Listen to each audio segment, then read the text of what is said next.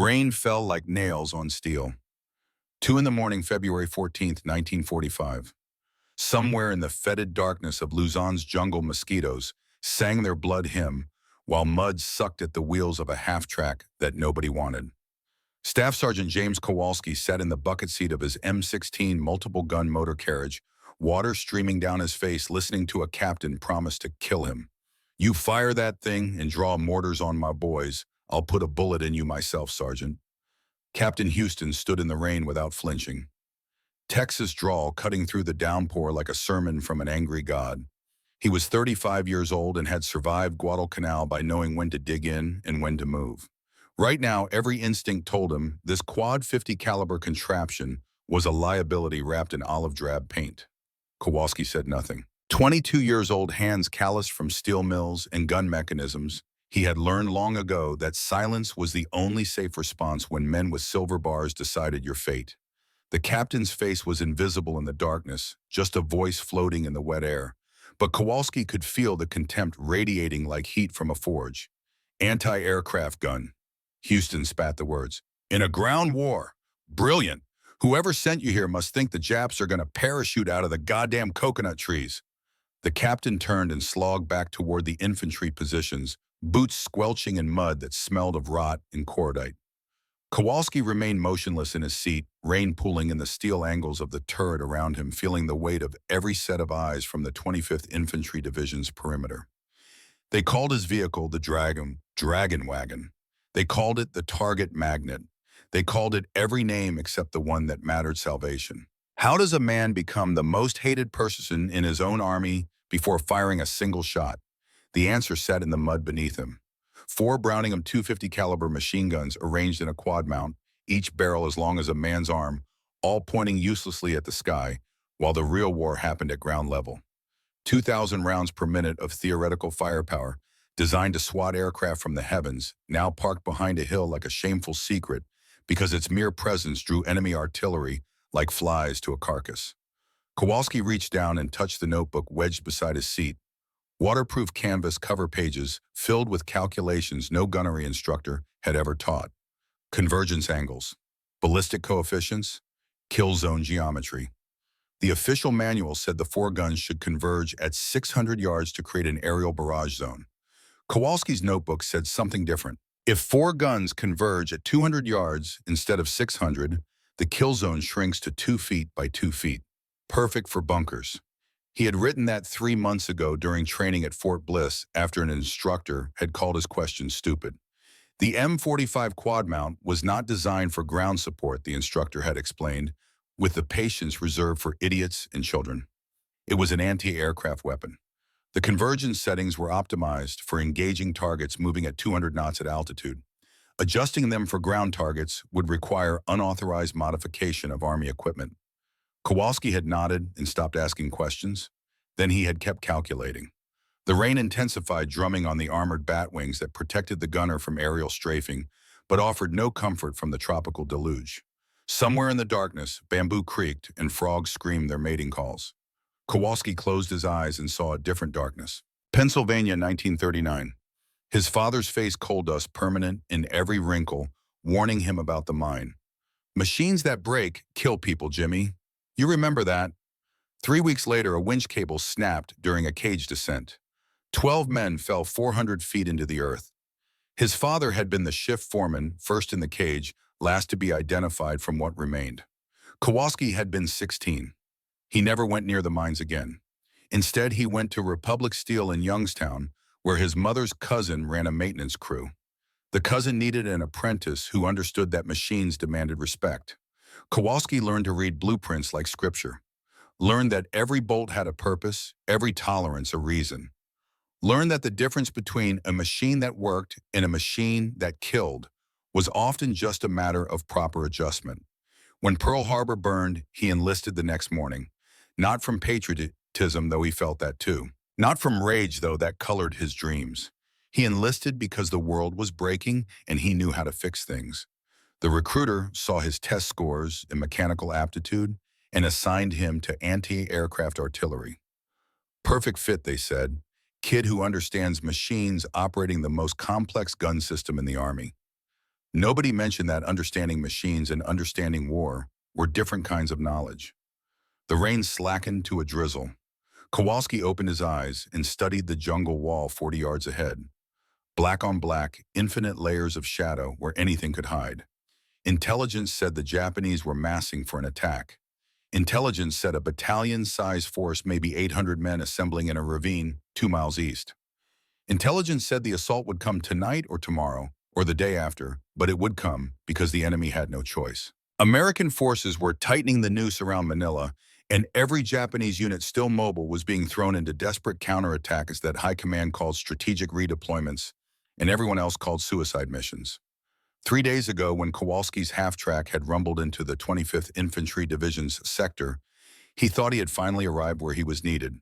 The division was spread thin along a 3-mile front, dug into positions that faced a jungle choked with Japanese stragglers, holdouts, and fanatics who had never received the memo that this war was already lost.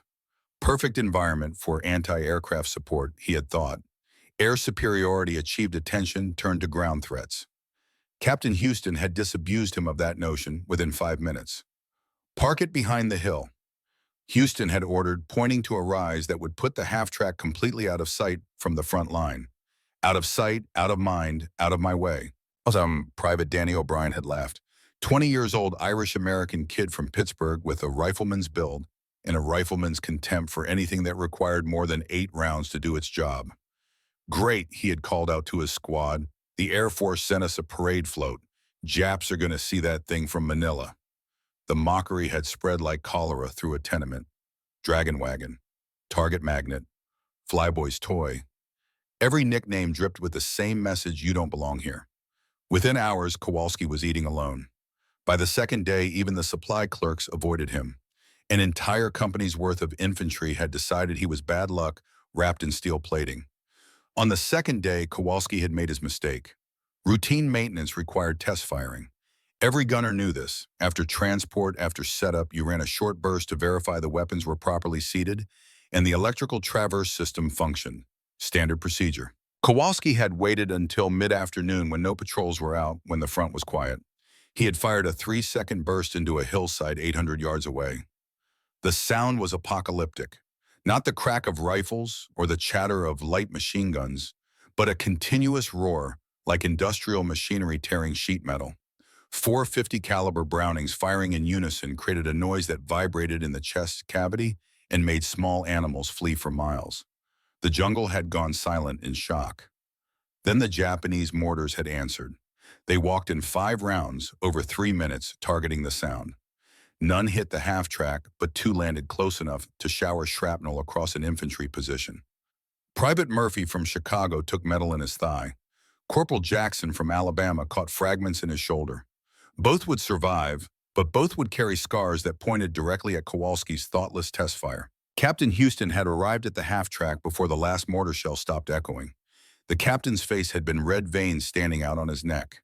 And for a moment, Kowalski genuinely believed the man would draw his sidearm and execute him on the spot. Instead, Houston had leaned close, so close Kowalski could smell the coffee and cigarettes on his breath, and delivered his verdict with the calm of a judge pronouncing sentence. You just painted a target on my entire platoon. I want you gone.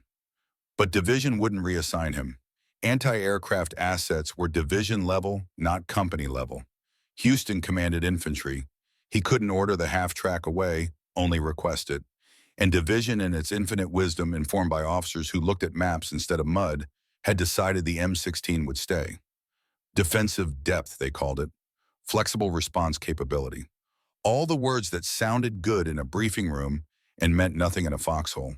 So Kowalski stayed, hated, isolated, waiting for a war that refused to include him. On the 3rd day, he stopped waiting and started working. The modifications took 18 hours spread across 3 nights. Kowalski worked by a shielded flashlight, using tools scrounged from the motor pool and techniques learned in steel mill maintenance bays. First, the convergence adjustment. He loosened the gun mount bolts and angled each of the 4 barrels inward, adjusting their aim point from the factory setting of 600 yards down to 200. The math was simple geometry. The execution was delicate surgery. Each gun had to point at exactly the same spot in space, creating a convergence zone where all four streams of bullets would intersect. Too wide and the fire would scatter uselessly. Too narrow and the zone would be the size of a grapefruit, impossible to keep on target. He aimed for 2 feet square, a basketball-sized kill zone. Second, the ammunition. Factory-linked belts came with ball tracer and armor-piercing rounds, mixed in a standard ratio designed for aerial targets. Kowalski stripped every belt and rebuilt them by hand. 70% armor-piercing incendiary, 30% tracer. Every third round left a glowing trail. The API rounds used tungsten cores that could punch through aircraft aluminum like tissue paper. Against bamboo, bunkers, against logs, against sandbags, they would be devastating. The incendiary compound would ignite anything flammable. The tracers would let him see exactly where his fire was going in the dark. Third, the generator. The M16 used a gasoline-powered generator to drive the hydraulic traverse system and power the electric firing solenoids. Kowalski tuned it like a race car engine, adjusting voltage output to increase traverse speed. The turret could normally rotate 60 degrees per second. He pushed it to 90, fast enough to track running men, fast enough to sweep fire across a charging formation before they could close the distance. He worked in silence, muscles remembering the rhythm of wrench work, mind focused on tolerances and specifications. Nobody came to check on him. Nobody cared what the pariah did with his useless toy. By dawn of the fourth day, February 13th, the M16 multiple gun motor carriage was no longer an anti-aircraft weapon. It was something else entirely. Something the manual had never imagined.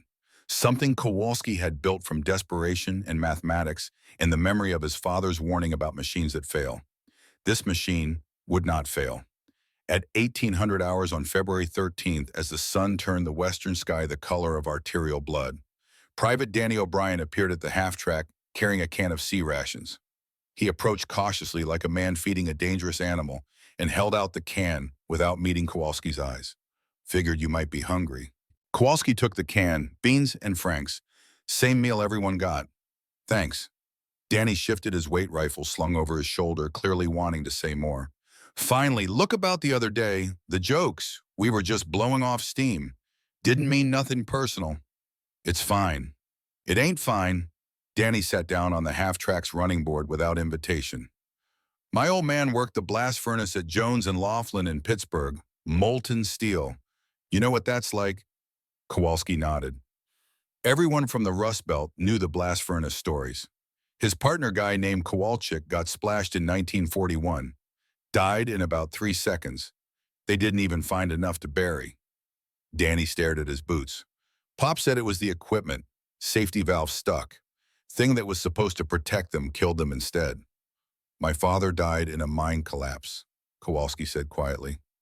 Bad winch cable. They sat in silence for a moment, two sons of industrial towns, where machines and men fought a daily battle that men didn't always win. Danny pulled out a cigarette, lit it, offered one to Kowalski. They smoked and watched the jungle darken. You really think that thing can help if they hit us? Danny gestured at the quad mount. I know it can. How?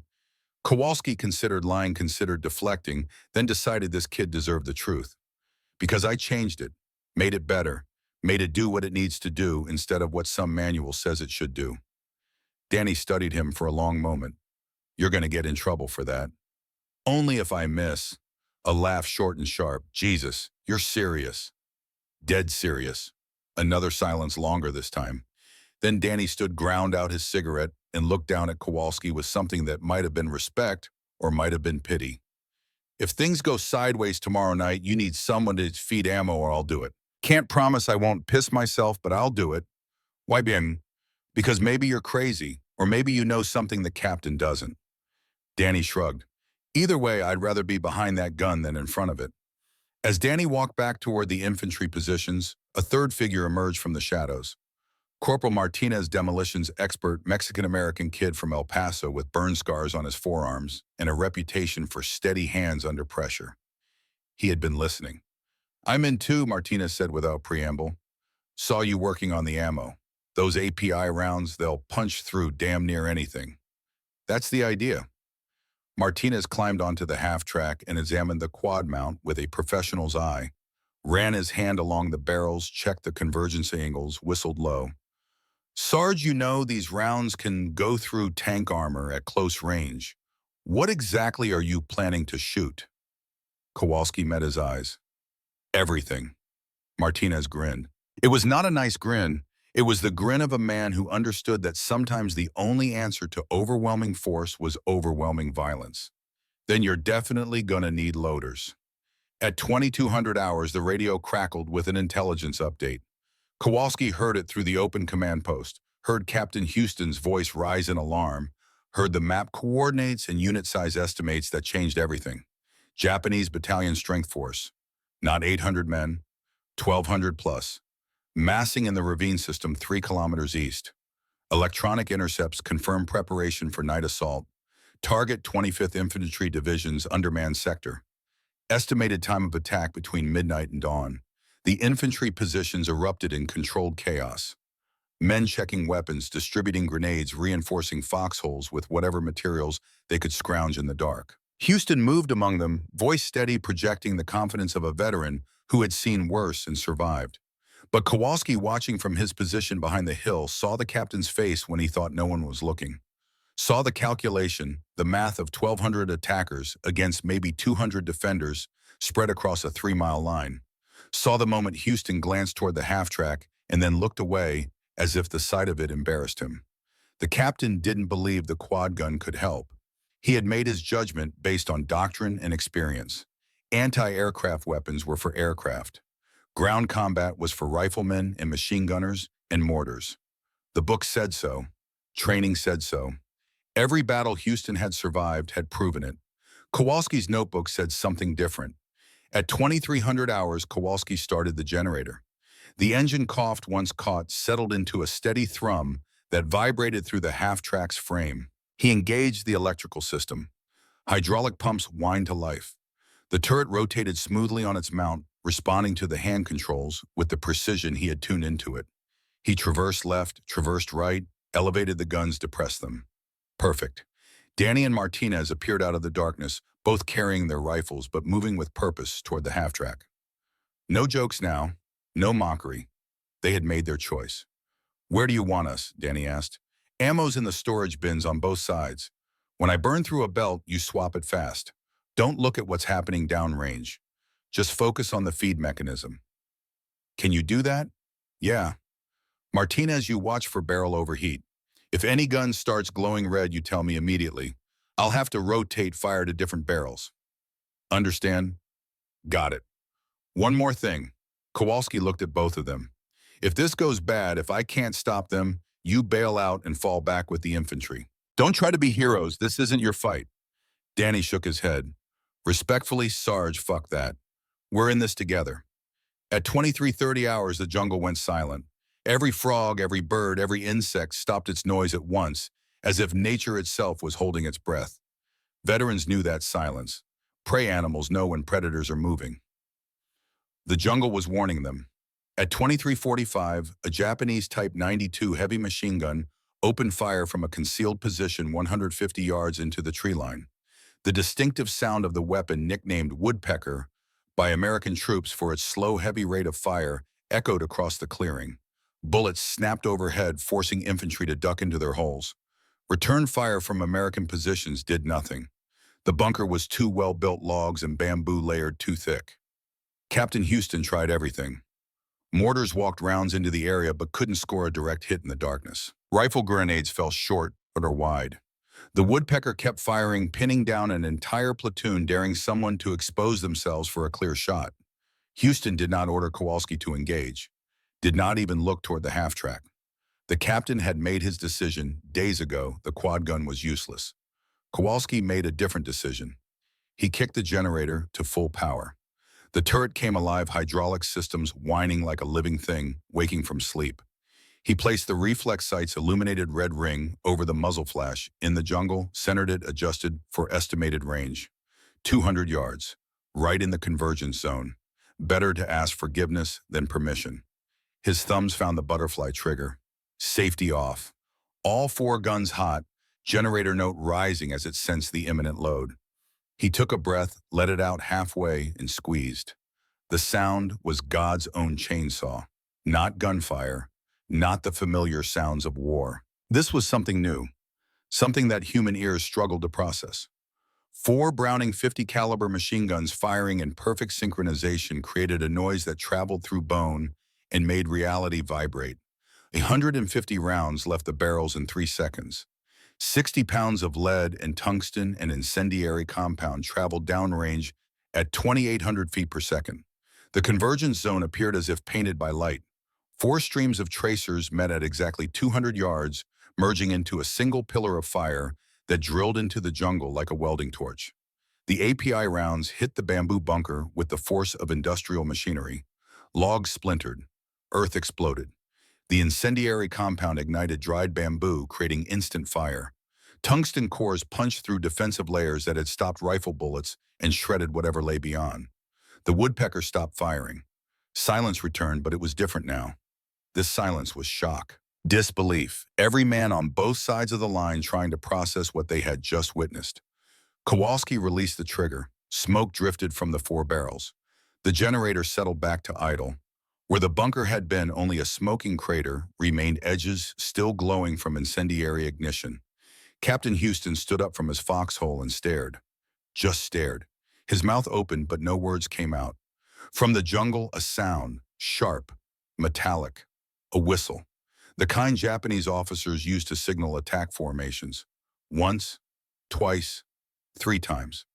Then the entire jungle wall seemed to wake up, rustling with movement, alive with voices chanting in unison. Banzai, banzai, banzai. Houston's face went white. He turned slowly toward Kowalski's position, no longer seeing a useless anti-aircraft gun, no longer seeing a liability. The captain's expression held something new. Desperate hope, terrible recognition. The radio squawked. Updated intelligence. Enemy force larger than estimated. Not 1,200 men, more like 1,500, maybe 2,000. Hard to confirm exact numbers in the dark, but electronic intercepts indicated multiple company-sized elements converging on this exact sector. Houston jogged to the half-track, climbed up beside Kowalski's position, looked the young sergeant directly in the eyes for the first time since the test fire incident. Kid, if you got anything, now's the time. Kowalski's hands were already on the controls. I've got 8,000 rounds and a weapon they've never seen before. Then God help them. The captain jumped down and sprinted back to his command post, shouting orders, redistributing his thin line to cover the most likely avenues of approach. Men scrambled into fighting positions, checked ammunition, fixed bayonets. The math was simple and terrible. 200 defenders against 2,000 attackers in close terrain favored the attackers overwhelmingly. This wouldn't be a battle, it would be a slaughter, unless... Kowalski sat in his bucket seat, hands steady on the controls, watching the jungle wall 100 yards ahead. Watching it move. Watching shadows separate from shadows. Watching the attack form like a wave building in deep water, ready to crash against the thin American line and sweep it away. He thought about his father crushed in a mine shaft because a machine failed. He thought about the calculations in his notebook of the convergence zone geometry, the kill box mathematics. He thought about Danny and Martinez behind him loading ammo they trusted him to use well. He thought about 1,200 men who were about to learn that sometimes the difference between a machine that protects and a machine that kills is just a matter of how you aim it. The jungle erupted, 2,000 voices screaming in unison, 2,000 bodies charging across open ground, 2,000 men who had never faced a weapon like the one Staff Sergeant James Kowalski had built from spare parts, in desperation and the memory of every machine that had ever failed him. His thumb settled on the butterfly trigger. The generator rose to full scream, and the meat chopper opened its mouth. The first wave came like a fever dream made flesh. Midnight had barely settled when a Japanese flare arced into the sky magnesium white, turning darkness into surgical theater illumination. The jungle wall 300 yards ahead seemed to convulse, then vomit forth a mass of humanity that defied understanding. Not a skirmish line, not a tactical advance. A tsunami of bodies screaming, bayonets, glinting officers with swords raised, all moving with the single-minded purpose of insects swarming toward sugar. 300 men in the first wave, maybe more. Hard to count what moved as one organism. 80 yards and closing fast. The American line opened fire. M1 Garands cracked their distinctive 8-round song. Browning automatic rifles stuttered their 20-round bursts. The 30 caliber machine guns chattered like typewriters recording the end of the world. Lead crossed the clearing in both directions, tracers drawing geometry, lessons in red and green. Men fell.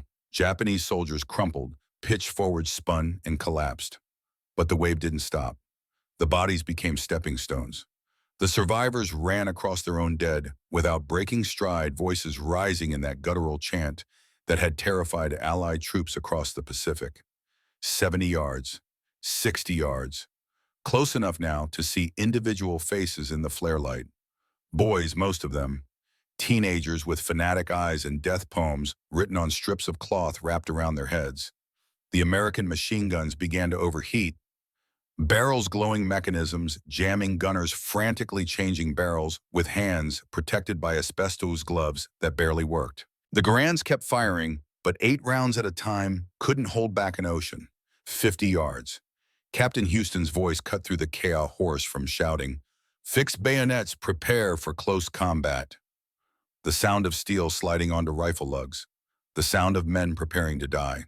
Kowalski had been tracking the wave since it emerged, turret rotating smoothly, keeping the mass centered in his sight, waiting, calculating.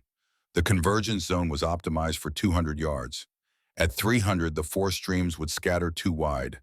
At 100, they wouldn't have merged yet. He needed them at exactly the right distance. 200 yards. Now. He depressed the guns to chest level and squeezed both butterfly triggers. All 4 weapons firing simultaneously. Generator roaring as it fed power to the traverse motors and firing solenoids. Hydraulic fluid shrieking through lines never designed for this kind of sustained load.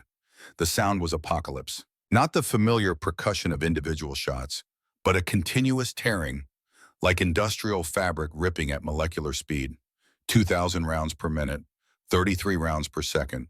A river of steel and tungsten and white-hot incendiary compound pouring into the convergence zone. The effect was instantaneous and absolute. The front rank of the charge didn't fall. They disassembled. Human bodies subjected to forces they were never designed to withstand. 50 caliber rounds traveling at 2,800 feet per second carried kinetic energy measured in tons per square inch. When that energy transferred into flesh and bone, physics took over. Men came apart. Not wounded, not killed, unmade. The convergence zone at 200 yards created a basketball-sized impact area where all 4 streams met. Anything entering that space ceased to exist in recognizable form. Bodies literally exploded, turned to pink mist and bone fragments that became shrapnel for the men behind them. The API rounds overpenetrated, passing through multiple targets. A single bullet might go through 3 or 4 men before expending its energy. The incendiary compound ignited cloth, skin, anything flammable. Tracers painted the destruction in glowing lines that seared themselves into the retinas of every man watching. Kowalski swept the turret left to right. Smooth traverse controlled arcs walking the convergence zone across the width of the attack. 3-second burst traverse, 3-second burst. The generator never faltered. The guns never jammed. The mathematics he had calculated in his notebook translated perfectly into reality. The wave stopped advancing. Not because the men wanted to stop, because there were no men left alive to advance. In less than 90 seconds, 300 attackers had been reduced to scattered remnants, crawling back toward the jungle, leaving behind a carpet of dead, so dense the ground was invisible beneath them. Total silence fell. Even the American positions had stopped firing, riflemen standing in their foxholes with mouths open, trying to process what they had witnessed. Kowalski released the triggers. Smoke drifted from the 4 barrels in lazy spirals. His hands were steady on the controls, but his mind was screaming. He had just killed more men in 90 seconds than most soldiers killed in entire wars. The convergence zone had worked exactly as designed. The mathematics had been perfect. The engineering flawless. And he had turned human beings into vapor. Private Danny O'Brien stood frozen at the ammunition bin, fresh belt in his hands, staring at the killing field. His voice came out as a whisper, "Holy Mother of God." Corporal Martinez had turned away, hands on his knees, fighting not to vomit. "Jesus Christ, Sarge, Jesus Christ." Captain Houston climbed onto the half-track, moving like a man in a dream. He looked at Kowalski, then at the quad mount, then back at Kowalski. For a long moment, he said nothing. Then he pulled out a cigarette, lit it with shaking hands, and offered it to the sergeant. "I was wrong, kid. Keep firing." The cigarette tasted like cordite and ash. Kowalski took a drag, handed it back, never took his eyes off the jungle, because he could hear it. Movement in the undergrowth. Voices calling in Japanese. Officers reorganizing, reforming, preparing the second wave. They were coming again. The radio crackled. Intelligence update. Enemy commander identified as Major Takeda, veteran of China campaigns known for human wave tactics and refusal to retreat. Estimated forces still uncommitted, 900 to 1,200 men. Second wave forming now. Houston listened, acknowledged, looked at Kowalski. "Can you do it again?" "Yes, sir." "How much ammo you got left?" 7,400 rounds, give or take. Houston did the math in his head. 7,400 rounds, 900 enemies minimum, 8 rounds per target if every bullet found flesh. But Kowalski's weapon didn't need 8 rounds per target. It needed maybe 1 round per 3 targets, the way those API projectiles were over-penetrating and the way bodies became shrapnel. "Then we might actually live through this." Houston jumped down, turned back. "Sergeant, what's your name? Your actual name, not your rank." "James Kowalski, sir. My friends call me Jimmy." "Well, Jimmy, if we survive tonight, I'm putting you in for a medal." "Rather have a hot shower and a beer, sir." Houston almost smiled. "If we survive, I'll get you both." 30 minutes passed. Kowalski used the time to check his weapon. Barrel temperatures cooling but still elevated. Ammunition feed mechanisms operating smoothly. Generator fuel tank 3/4 full, good for another 6 hours of operation. Hydraulic pressure nominal. Electrical systems green across the board. Behind him, Danny and Martinez were reorganizing the ammunition supply, placing the next several belts within easy reach, working with the quiet efficiency of men who knew their bro and had accepted the stakes. No more jokes, no more mockery. They had seen what this weapon could do. They had become believers. The Japanese artillery announced itself with a sound like tearing canvas, followed by the crump of a 75mm shell, impacting 20 yards to the left of the half-track. Mud geysered, shrapnel pinged off the armored batwings. The blast wave rattled Kowalski's teeth. "Mountain gunner," Martinez called out. "Type 41. They're targeting us specifically." Another shell, this one to the right, closer, bracketing fire. The Japanese gunners were walking rounds and searching for exact range. The third shell would likely hit the half-track directly.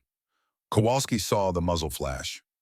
Yellow-orange flower blooming in the tree line 250 yards northeast.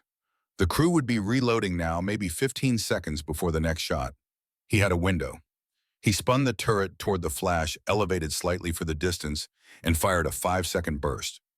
650 rounds poured into the grid square where the gun sat. He couldn't see the results in the darkness, but he heard them. A secondary explosion much larger than his rounds alone could cause. Ammunition cook-off. The mountain gun's ready rounds detonating sympathetically. The Japanese artillery went silent, but mortars opened up. Type 97 knee mortars, smaller, more portable, harder to locate. 3 teams launching shells in high arcs that fell like rain across the American positions. Men dove into foxholes. Earth erupted in black plumes. A rifleman screamed, hit by fragments. Kowalski hunted the mortar teams by their launch flashes. Brief sparks in the darkness, 200 yards out, scattered positions. He traversed to each flashpoint and dumped short bursts saturating the area. Incendiary rounds ignited camouflage netting. Explosions silenced tubes. Within 3 minutes, all 3 mortar teams had been neutralized. The American infantry began to understand. This wasn't just suppressing fire. This was counter-artillery work being done by a weapon that wasn't supposed to be capable of it. Every enemy gun that revealed its position died seconds later under a deluge of .50 caliber fire. The Japanese were learning the hard way that engaging the quad mount was suicide. But Kowalski was also learning something. He checked his barrel temperature gauges and saw needles climbing into the red zone. The guns were designed for short bursts against aerial targets with cooling time between engagements. He had been firing sustained bursts for 20 minutes. The barrels were glowing dull red, visible even in the darkness. If he kept this up, he risked cook-off. Rounds firing from barrel heat alone uncontrolled, potentially catastrophic. He had to choose: cease fire and let the mortars kill his fellow soldiers, or push the weapon past its design limits and risk catastrophic failure. His father's voice echoed in memory. Machines that break kill people, Jimmy. But machines that stop working also kill people. He kept firing, shorter bursts now, 1 second, 2 seconds maximum, giving microseconds of cooling time between engagements. Playing a deadly game with thermodynamics and hoping the engineering tolerances built into Browning's design were as robust as the manual claimed. The second wave emerged at 1 in the morning. 600 Japanese soldiers this time advancing in a tighter formation. Bayonets' fixed voices unified in that terrible chant. They had seen what happened to the first wave. They knew what awaited them. They came anyway. Orders were orders. Duty was duty. Death was preferable to the shame of retreat. 100 yards in closing. The American machine guns opened up immediately this time, not waiting for point-blank range. Grazing fire interlocking fields, everything the infantry doctrine taught. Bodies fell. The wave kept coming. 80 yards. The riflemen joined in M1's cracking and controlled rhythm. More bodies fell. The wave absorbed the casualties and continued. 60 yards. Grenades arced out from American positions, air bursts, and ground detonations, creating holes in the formation. The wave flowed around the holes like water around rocks. 50 yards. Infantry were fixing bayonets again, preparing for the inevitable moment when firepower failed and it came down to steel and desperation. Kowalski had been waiting, letting the infantry thin the attack, conserving ammunition, watching the convergence zone approach optimal range. The formation was tighter this time, more concentrated. Perfect for maximum effect, 40 yards from the American line, 200 yards from the quad mount. He depressed all 4 guns to ground level and held the triggers down. The mowing began. Not individual engagements, not targeted shooting, wholesale slaughter on an industrial scale. The convergence zone became a blender, a threshing machine, a force of nature disguised as a weapon. Bodies didn't fall so much as cease to exist. The over-penetration effect meant every burst hit multiple targets. The bone fragments from destroyed bodies became secondary projectiles. Men 20 feet from the impact zone died from shrapnel that had seconds earlier been their comrades. Kowalski swept the turret in methodical arcs, left to right 45 degrees. Pause. Right to left 45 degrees. Each sweep lasted 3 seconds. Each sweep killed dozens. The generator screamed at maximum output. The barrels glowed bright orange, now visible in the night like demonic eyes. Spent casings poured from the ejection ports in a waterfall of brass, piling ankle-deep around Danny and Martinez's positions. The incendiary rounds set the jungle itself on fire. Trees ignited, underbrush exploded into flame. The API tungsten cores sheared through mahogany trunks like bolt cutters, through wire massive branches crashing down onto troops below. The jungle edge was being pushed back in real-time deforestation by high explosive nature itself is retreating from the onslaught. The second wave broke, not because they wanted to, because there was nothing left to constitute a wave. 400 casualties in 90 seconds. The survivors fled into the burning jungle, abandoning weapons, abandoning wounded, abandoning everything except the primal need to escape the zone of death. Kowalski released the triggers. His hands wouldn't straighten, fingers locked in claw shapes from sustained muscle tension. The tendons in his forearms were on fire. His shoulders ached from controlling recoil. His ears rang despite the protective muffs, a high-pitched whine that would take days to fade. He leaned over the side of the turret and vomited. Nothing theatrical, just his body rejecting what his mind had forced it to participate in. Danny appeared beside him, offered a canteen. Kowalski rinsed, spat, drank. "We're alive," Danny said, his own voice shaking. "Because of you, we're alive." Kowalski looked at the killing field, at the bodies stacked like cordwood, at the fires burning in the forest, at the ground churned to mud, and worse, he had saved his friends. He had also turned 400 men into pink mist and bone fragments. Both were true. He didn't know how to feel about that. "I didn't save anyone," he said quietly. "I just made them stop existing." Martinez climbed up, his face pale. "They were trying to kill us, Sarge. You did your job. My job was shooting planes." Kowalski stared at his hands. They were trembling now, adrenaline crash hitting hard. "This is something else. Captain Houston approached, moving carefully, as if the ground itself had become sacred. He looked at Kowalski and saw something that made him pause. Not triumph, not pride, just a young man processing the reality of industrial-scale killing. "Son, I need you to hold it together for one more hour. Can you do that?" Kowalski forced his hands back onto the controls. "Yes, sir." "Good, because they are coming again." The radio intercept confirmed it. Major Takeda had committed his reserve forces. Final banzai charge. All remaining troops, estimated 400 men, would attack at dawn. The Japanese commander knew American air support would arrive with daylight. This was his last opportunity to break the line. After this, there would be no second chances. Houston relayed this to his platoon, voice carrying across the positions. "They're going to throw everything at us in 1 hour. Everything they have left. We hold here or we die here. No retreat, no surrender. We are the 25th Infantry Division, and we do not break." Men checked weapons, redistributed ammunition, shared cigarettes and quiet words. Some prayed, some wrote final letters, all prepared for what was coming.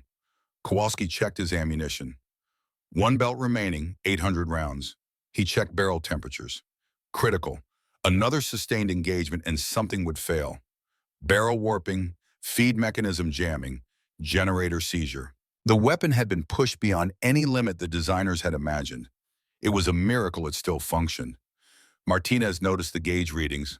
"Sarge, we got maybe 5 minutes of sustained fire before something breaks. Then we make those 5 minutes count." Danny positioned the final ammunition belt for quick loading. "What happens when we run out?" "We use our rifles." Kowalski patted his M1 carbine, still slung across his back, unfired all night. "But it won't come to that." "How do you know?" "Because I'm not stopping until every single one of them is dead or running." 4:30 in the morning. Pre-dawn darkness, that moment when night holds on with desperate strength against the coming light. The jungle was silent except for the crackling of fires set by incendiary rounds. Smoke drifted across the clearing, mixing with morning mist. The Japanese massed in the ravine, 150 yards out. Kowalski could hear them. Sake bottles breaking. Officers shouting final instructions. Swords being drawn. Death poems being recited. The sounds of men preparing for the last charge they would ever make. 5 o'clock. The eastern sky began to lighten purple, turning to gray. Dawn coming, bringing with it American air support artillery reinforcements. The window was closing. Major Takeda would know this. Everything depended on the next few minutes. The charge came without warning, no whistle this time. Just a roar. 400 voices screaming as one. 400 bodies sprinting from the ravine, covering the distance at terrifying speed. They had learned from the previous waves, started closer, moved faster, accepted that casualties were inevitable, but maybe they could close the distance before the devil's weapon cut them all down. 80 yards from the American line at start, 10 seconds to contact if nothing stopped them. The infantry opened up immediately, everything they had. Rifles, machine guns, grenades, desperation. Bodies fell. The charge continued. 70 yards. American machine gun barrels overheating, jamming. Riflemen out of grenades now. Fixing bayonets for the 3rd time tonight. 60 yards. Men in the foxholes preparing to die. Kowalski had the quad mount aimed at the convergence zone from the moment they appeared. No hesitation, no moral debate. Just mathematics and the cold certainty that if he didn't act, everyone died. He mashed both triggers down and did not let go. Maximum rate of fire, 2,000 rounds per minute. All 4 barrels glowing bright orange, visible in the gray dawn light. Generator redlining screaming like a living thing being tortured. Brass casings pouring out in a golden waterfall. The weapon shaking itself apart from recoil, forces it was never designed to sustain. The convergence zone became a wall of death. Anything entering the 2-foot diameter cylinder simply disappeared. Bodies exploded. Bone beaded shrapnel. Blood became mist. The overpenetration meant rounds hitting 8, 10, 12 men before finally stopping. The incendiary compounds turned humans into torches. The API tungsten cores punched through anything in their path. Kowalski swept the turret in full 360-degree rotations, covering flanking attempts, elevating for plunging fire into the ravine, depressing for lawn mowing the front ranks. every muscle in his body screaming, hands bleeding where the vibration had torn skin, vision blurring from exhaustion and shock, and the sustained violence of it all.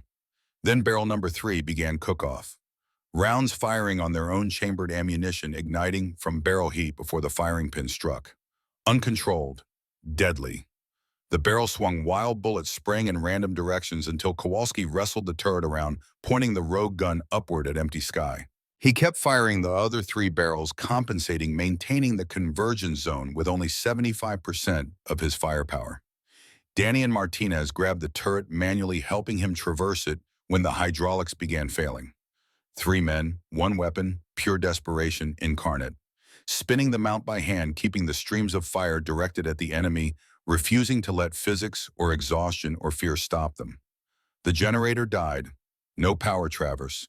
No electrical firing system. But the gun still had manual triggers, still had mechanical firing pins.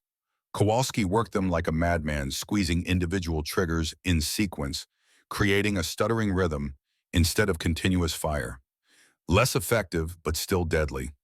The last Japanese soldier fell at 30 yards from the American line. Kowalski released the triggers. Barrel 3 finally stopped cooking off after firing 5 final rounds into the sky. The generator smoked permanently destroyed. The ammunition belt showed 47 rounds remaining. Dawn broke properly now. Purple sky turning pink, then gold. Beautiful. Utterly incongruous with the carnage below. Captain Houston stood and looked at the battlefield. 800+ Japanese dead across 3 waves. Bodies stacked so thick the earth wasn't visible. Fire still burning. Jungle pushed back 50 yards, stumps and smoke marking where forest had been. And not one enemy soldier had reached the American line. He looked at Kowalski. The sergeant sat slumped in his bucket seat, face blackened with smoke, hands bleeding, eyes hollow. Houston didn't speak, just nodded. Recognition, respect, awe. The infantry emerged from their foxholes like survivors climbing from bomb shelters.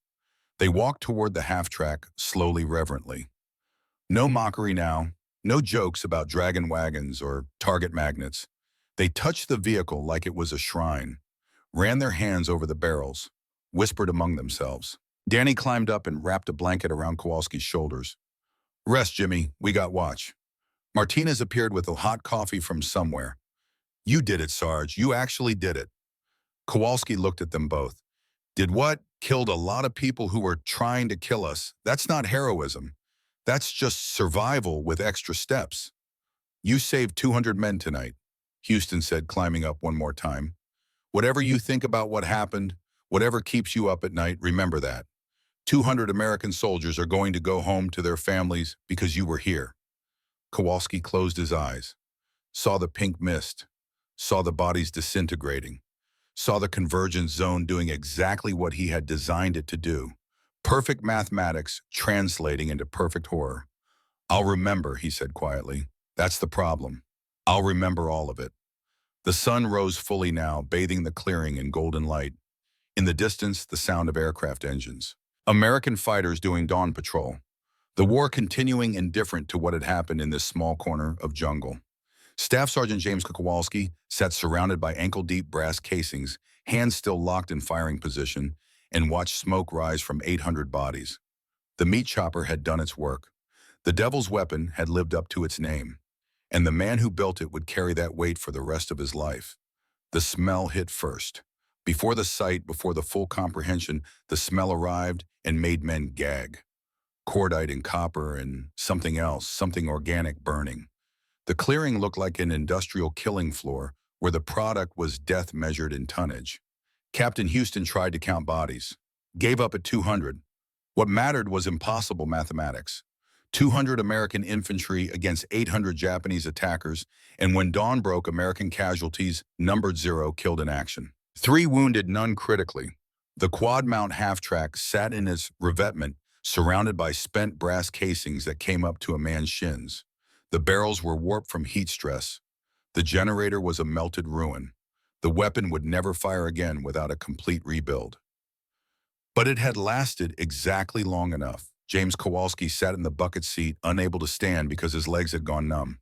A medic checked him over. No wounds, just combat exhaustion so profound it looked like physical injury. The medic massaged his hands straight over 10 agonizing minutes, while Kowalski stared at nothing. Danny O'Brien and Martinez collapsed beside the half-track, sharing a cigarette, not speaking. They had fed ammunition into a weapon that killed more human beings in one night than most armies killed in entire campaigns. They had saved every friend they had. Both truths existed simultaneously. The infantry approached in small groups as if entering a church. They looked at Kowalski with something between gratitude and awe. Private O'Brien from Boston, who had called it a parade float, knelt and pressed his forehead against the armored side, whispering thanks to a machine. By noon, division headquarters arrived. A colonel, 2 majors, an intelligence captain. They photographed the battlefield from every angle. Final tally, 847 confirmed enemy dead. They interviewed survivors, examined the quad mount, taking measurements, noting modifications. The intelligence captain pulled Kowalski aside. "Sergeant, these convergence adjustments, did you document the specifications?" Kowalski handed over his notebook. The captain flipped through pages of calculations, diagrams, ammunition ratios. "This is brilliant, completely unauthorized, but brilliant. We need to distribute this army-wide. Call it whatever you want, sir. I don't need my name on it. But soldiers love their legends." By evening, the technique had a title, the Kowalski Convergence. The weapon had new nicknames: the Meat Chopper, the Devil's Breath. Captain Houston put Kowalski in for the Medal of Honor. The citation detailed everything with clinical precision. The paperwork went up the chain, division approved, corps approved. Then it came back down. "Recipient has declined award." Houston called him in. "You can't decline the Medal of Honor, son." "With respect, sir, I didn't do anything heroic. I pulled a trigger. Those men shouldn't get medals. They should get graves. 200 American soldiers get to go home because of you." Kowalski stood at attention, voice flat. "Then give me whatever medal doesn't require a ceremony, sir. I don't want photographs. I just want to forget I was ever here." They compromised. Silver Star presented quietly. Houston pinned it on Kowalski's chest. The men applauded. Kowalski stood stone-faced. When it was over, he took the medal off, put it in a cloth bag, never looked at it again. The legend spread anyway. By March, every M16 crew in the Philippines had heard the story. The convergence zone trick became doctrine. Japanese intelligence heard it too. Captured documents showed orders avoid sectors with 4-barrel guns. The psychological impact exceeded the tactical. Major Takeda committed seppuku 2 days after the battle. His final letter mentioned shame at losing an entire battalion to a single weapon. The letter never mentioned the 800 men who died following his orders. Kowalski, Danny, and Martinez stayed together through the Philippine campaign. The M16 was rebuilt and fought in 6 more engagements. But something inside Kowalski had broken that night. The part that could kill without consequences had burned out like an overheated barrel. He had nightmares, the same dream on repeat. Standing in the turret, firing endlessly, but the wave never stops. Japanese soldiers keep coming, keep dying. He pulls triggers until his hands bleed, until barrels melt. And when the smoke clears, the bodies have his father's face. Danny noticed. Found Kowalski one night, 3 in the morning, smoking and shaking. "Can't sleep. Don't want to sleep." Silence. Then Danny spoke quietly. "My priest told me, before I shipped out, that war changes men. Said the burden you carry is the price of the lives you saved. Your priest ever kill 800 people in one night? No, but he fought at Verdun. He knows what it costs." Kowalski crushed out his cigarette. "I'm not sorry I did it. If I could go back, I'd do it again. You, Martinez, Houston, everyone deserved to live. But knowing I'd do it again doesn't make it easier. That's what makes you human." August 15th, 1945. Japan surrendered. Atomic bombs had been dropped. Kowalski saw the newspaper photograph the next day. Mushroom cloud over a city. 70,000 casualties. They made a weapon that does to a city what I did to that jungle, he thought. God help us all. The decoration ceremony happened in September. Division insisted. Kowalski stood in formation while a general pinned medals. Photographers captured it. The speech praised innovative tactics and courage. Never mentioned the pink mist or the bodies or the way his hands still shook. After Martinez found him. "Staying in Sarge. Army's the only place I fit." Good luck, Corporal. Sergeant now. They promoted me. You toe. Going home. Danny appeared with college brochures. GI Bill would pay. Engineering maybe. Something that built instead of destroyed. Pittsburgh's not far from Youngstown. We should stay in touch. Yeah. They knew they wouldn't. Some friendships only exist in the context that created them. The night before shipping out, Kowalski walked back to the battlefield. Jungle had reclaimed most of it. But in the underbrush, a rusted Japanese helmet. Inside, wrapped in oilcloth, a photograph. Japanese soldier with a young woman holding a baby. All smiling. A family. He pocketed the photo, carried it for the rest of his life. A reminder that the people he killed weren't just numbers. They were sons and fathers who died because he had been better at killing. The troop ship home took 3 weeks. Kowalski spent it on deck avoiding conversation. His war had been one night, 6 hours, 800 dead. Everything else was waiting. His mother met him in Youngstown. She hugged him and cried and asked if he was okay. I'm fine, Mama, just tired. The war, it was bad. It was loud. I'm glad it's over. She wanted details. He gave her nothing. How do you tell your mother you built a better way to kill people? Youngstown looked smaller. Republic Steel still dominated the skyline. His mother wanted him to use the GI Bill for college. But Kowalski couldn't imagine classrooms. He went back to the mill where his mother's cousin had taught him the trade before the war. They needed maintenance men. The foreman hired him on the spot. The blast furnace was its own kind of war. Molten steel at 3,000 degrees. Equipment under constant stress. Things broke. People died occasionally. Kowalski fit perfectly. Co-workers noticed loud noises didn't bother him. When a ladle tipped, when hammers backfired, when pipes burst, everyone jumped. Kowalski just turned with calm assessment and fixed what broke. The foreman noticed. Kowalski, you got ice in your veins. Just used to worse. He met Helen at church. Polish Catholic girl, second-generation courthouse secretary. Her brother had been at Normandy and didn't talk about it either. She understood some things, stayed locked away. They married in '48. Danny came from Pittsburgh. Martinez sent a card from Fort Benning. Major Houston sent a telegram. None mentioned the war at the reception. 3 children followed. Michael in 50, Sarah in 53, Thomas in 56. Kowalski was a good father. Patient, gentle, never raised his voice. He taught them about machines, how things worked. Never taught them about violence. Helen found the shoebox in '62, silver star in its case. Photograph of an M16 with 3 men, and wrapped in cloth, a Japanese family photo. Jimmy, what's this? Just old stuff. Not important. A silver star isn't nothing. It was a long time ago. He took the box gently. Some things are better left alone. She let it go, but she watched more carefully. Noticed his hands gripping armrests during thunderstorms. The way he flinched at fireworks. 4th of July, '65. Fireworks in the backyard. The first bottle rocket shrieked and Kowalski's hands clamped onto his chair. Knuckles white. Dad, Michael's voice. You okay? Yeah, just loud. That night after the kids were asleep, Helen found him in the garage, hands shaking, eyes wet. I've seen too many fires, Helen. She held him. First time in their marriage she had seen him break. She didn't ask for details, just held him while he cried for men who died 20 years ago. The decades passed, children grew. Michael became an accountant. Sarah married a teacher. Thomas joined the Air Force, worked on jet engines, came home with his own memories he didn't discuss. Kowalski worked at Republic Steel for 30 years. Steady, reliable, unremarkable. Nobody called him remarkable because he worked hard to be unremarkable. Korea erupted in '50. M16 half-tracks deployed against Chinese human waves. Gunners used the Kowalski kill box. He read about it, folded the newspaper, never mentioned it. Vietnam escalated. Gun trucks with quad 50s. Some painted meat chopper. '71 he watched gun truck footage on television. Tracers pouring into jungle, the 4-stream pattern he had invented. Reporter praising innovative tactics. Kowalski turned off the television.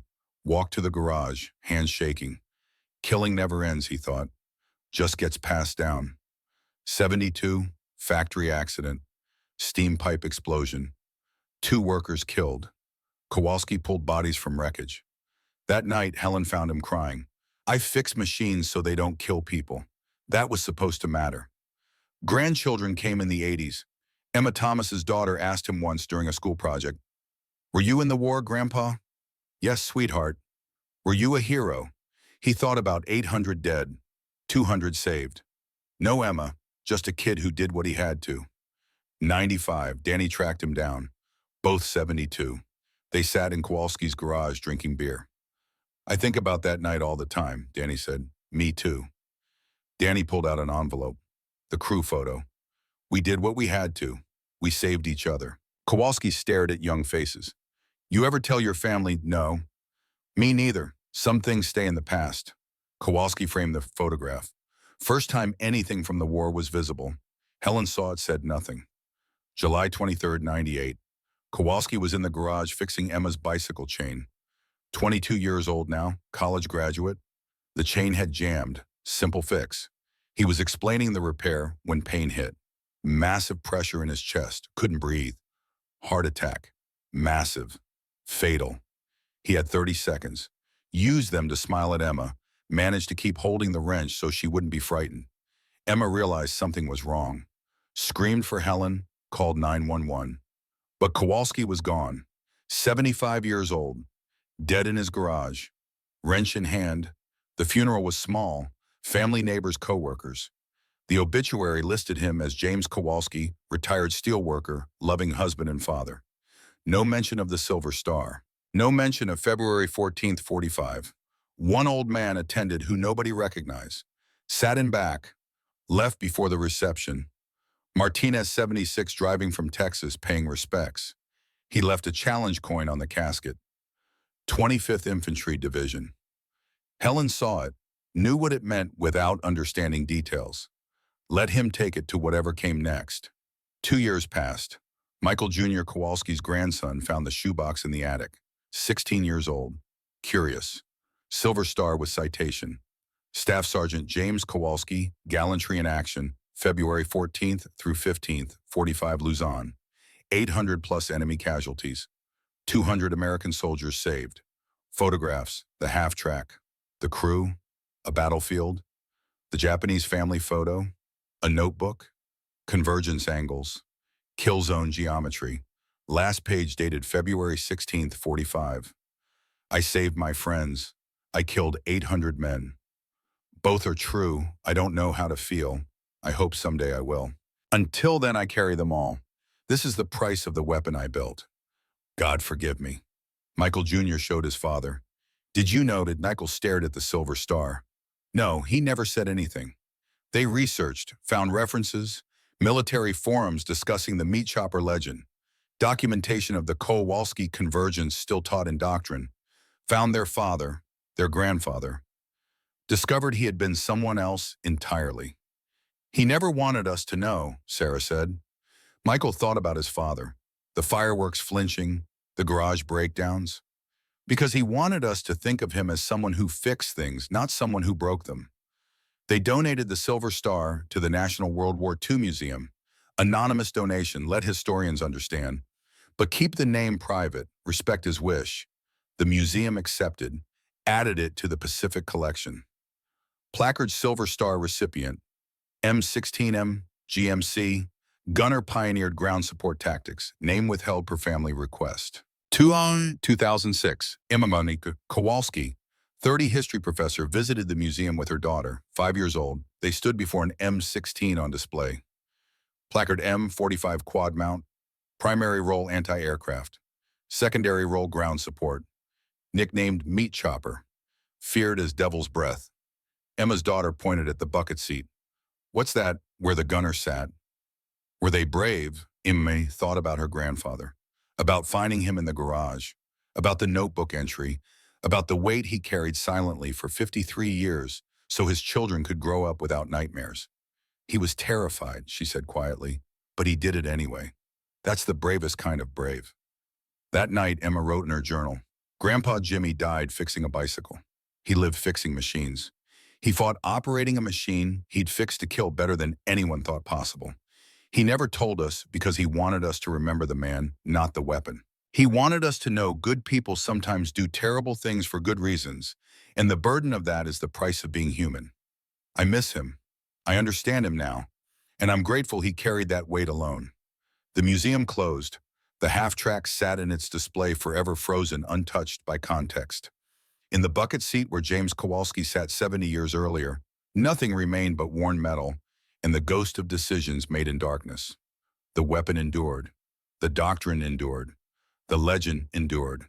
The man endured only in memory, among the few who understood that heroes don't always wear their medals.